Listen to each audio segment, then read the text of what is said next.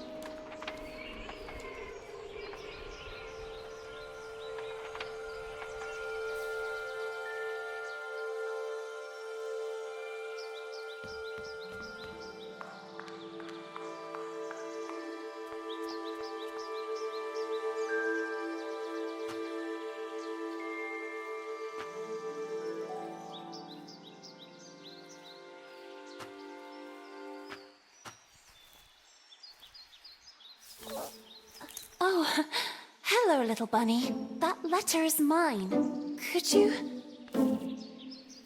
The sweet, bespectacled bunny ignored the little girl and took the letter with them.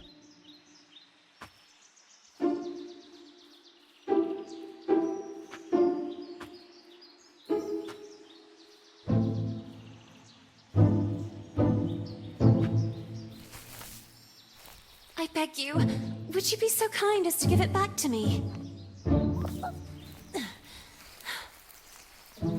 The little girl began to get impatient.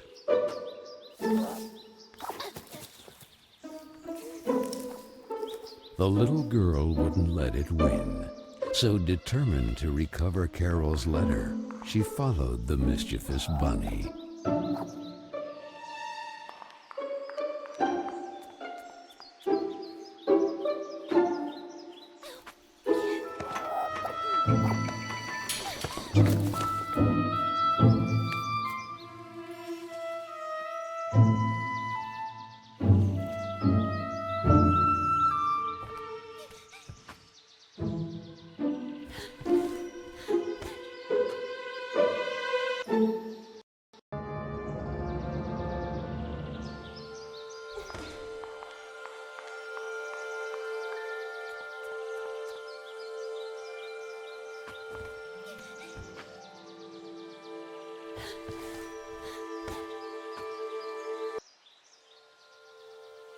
What place is this?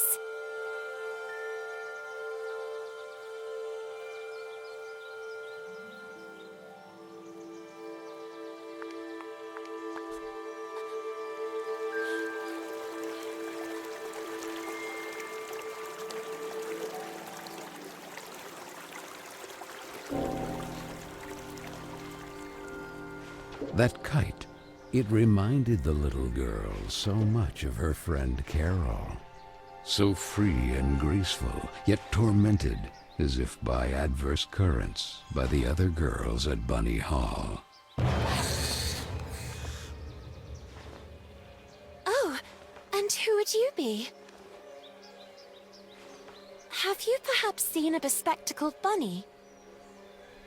Even the owl ignored her question and just stood there, staring at her, with those eyes, red like blood. But the little girl had no time to waste. She had to track down the bunny, and so she began to follow in its tracks.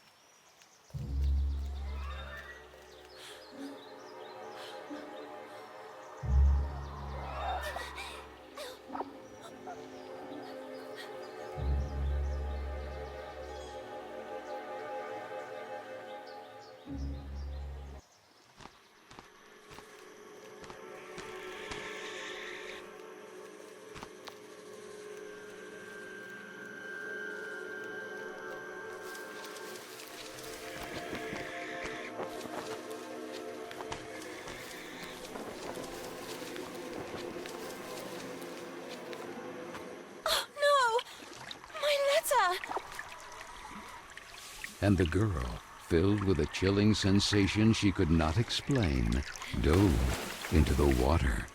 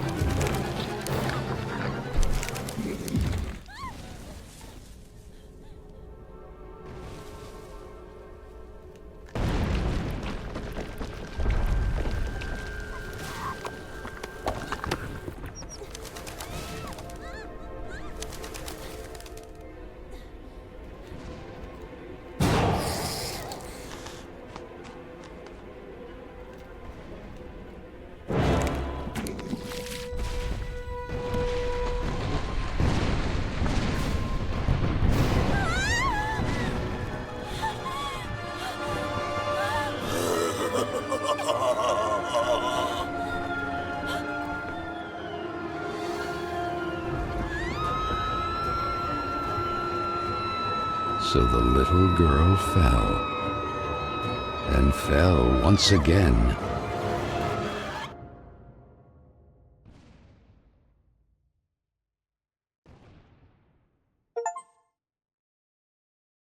And while the man with the tar hat stood grinning, her thoughts drifted to that mysterious figure in the window of Bunny Hall, who silently stood watching her as she was swallowed up in her abyss. And this is how our story begins. A letter, a roar, then a daring plunge, and a little girl, too small and inadequate for that world of ash, tar, and coal of which she was a part. Miss Benton, I am pleased to note that my voice is so soft that it encourages restful sleep in class. Would you be so kind as to share your wisdom on today's topic with your fellow classmates? There was a man made of tar, an owl, and a bunny with glasses. Such impertinence. Home Economics, Ladies' Etiquette, Chapter 9. Be always beautiful, perfumed, and impeccable. All of you young women of today are privileged to witness the deeds of the great men of your era, the grand discoveries, the phenomenon of industrialization, progress. Soon you will be wives and then mothers of great men who will go down in history. And you, Miss Benton, make fun of it. This establishment, too, if events continue to transpire as hoped, will undergo important developments, and you will be the first to benefit from them. Why, ladies? A portion of money Hall was conceded to a corporate collective in order to form a small branch, thereby taking advantage of the area's greatest resource, rabbits. This will not only bring new luster to the estate in this region, but also new jobs. Very good, Miss Vicky Trout. At the very least, Lana has grasped the rabbit matter. In this regard, our dear Frank reminds us that it is strictly forbidden to venture beyond the walls of the park. The disinfestation work will resume tonight after the strong winds of recent weeks. Remember, not to be overwhelmed by the explosions. It's all perfectly normal. The soil is blasted with charges and the rabbits forced out of their burrows. Who did it? Lana! Miss Benton!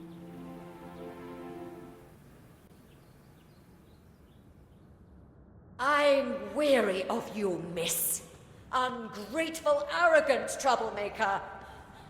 Why is it so difficult for you to behave like all the others?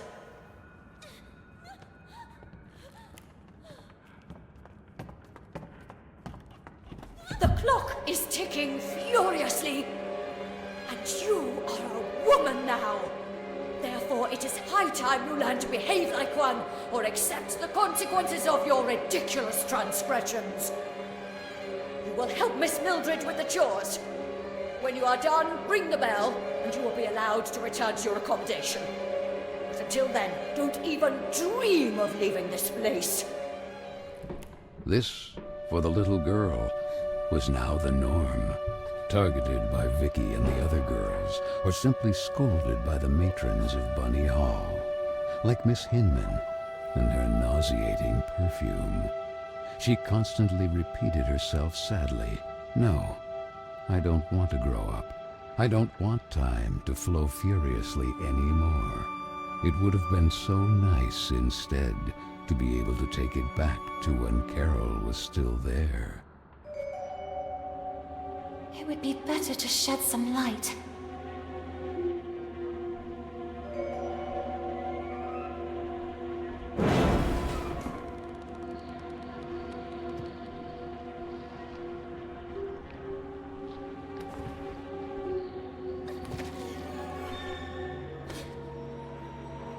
Where the heck did the broom go? Oh, here it is. Better get to work.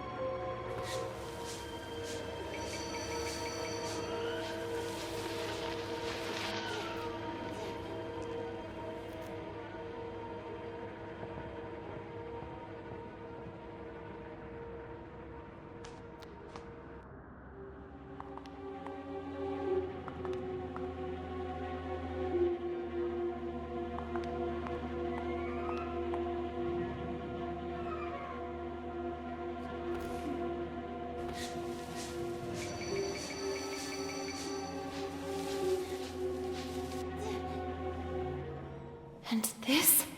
Where did this come from?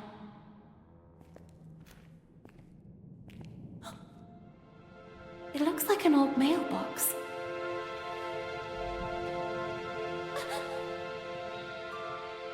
Oh, maybe I'm still dreaming. Who is there? So I really am dreaming. What's this?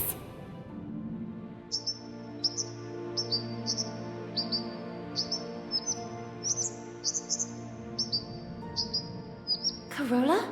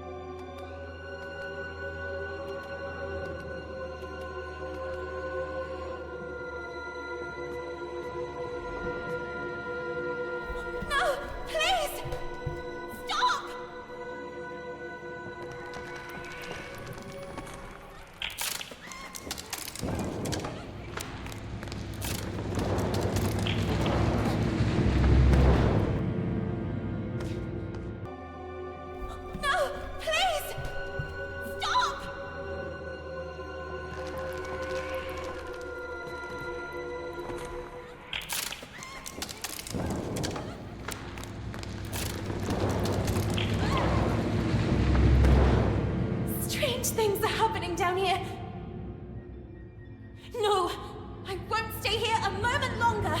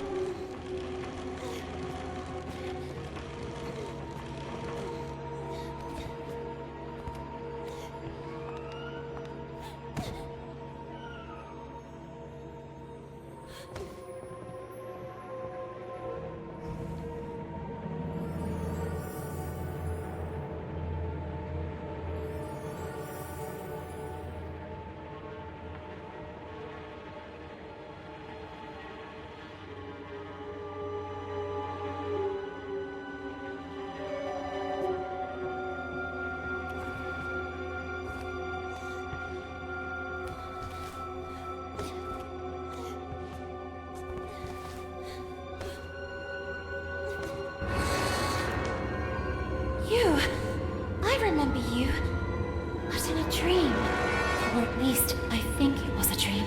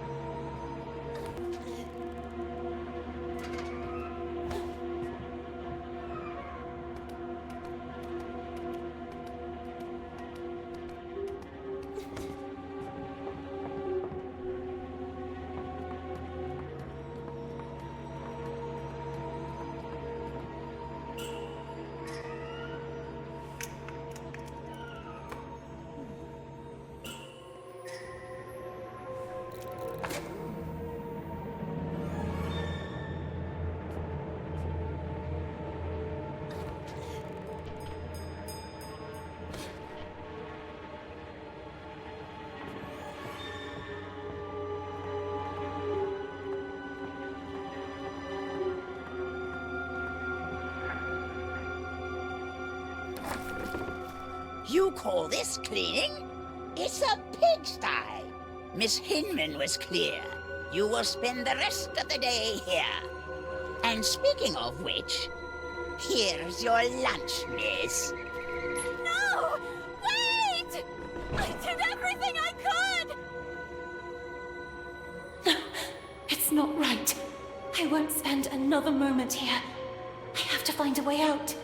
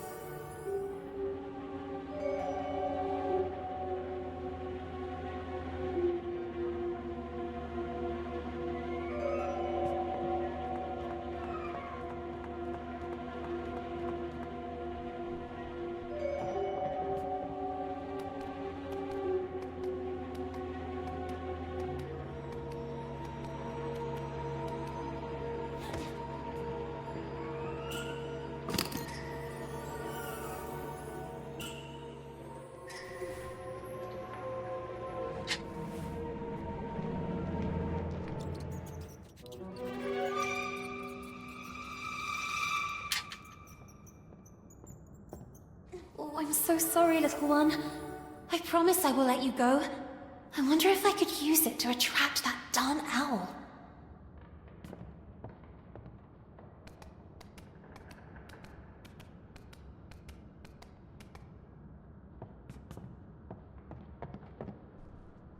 Hey, ugly owl! That's what you want, isn't it? Mouse porridge! This way! Come on!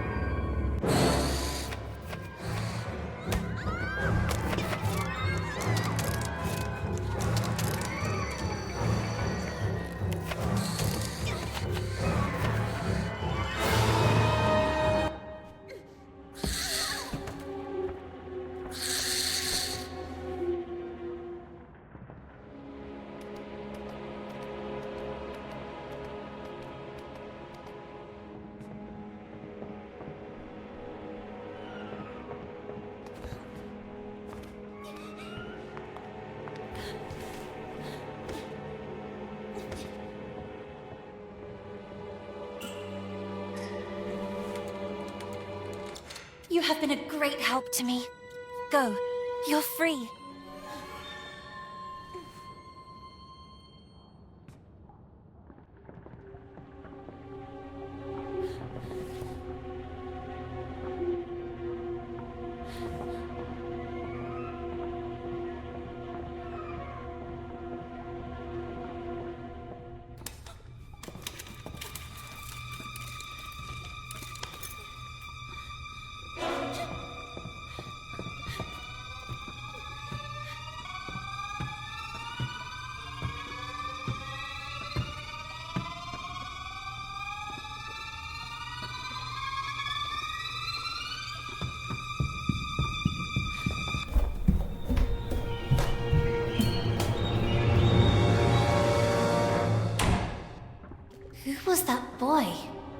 What was he doing?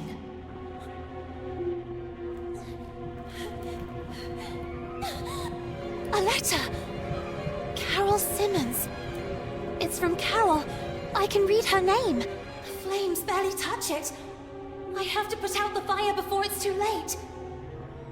The little girl began to wonder if it had been that mysterious boy who threw it into the flames. But why? What was he hiding? And above all, who was he? No! No! Why did you kill it?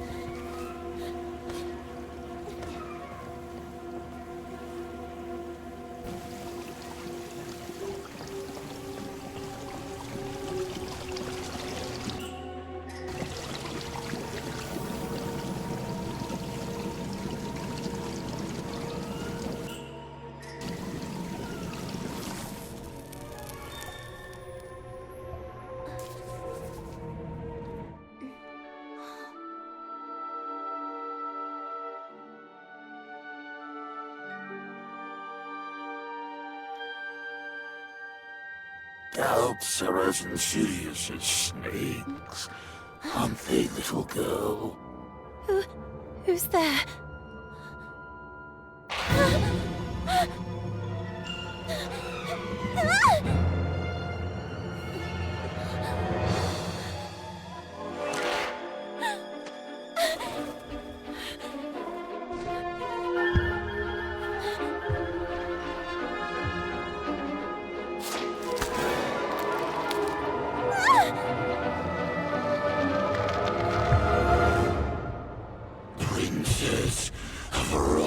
kingdom.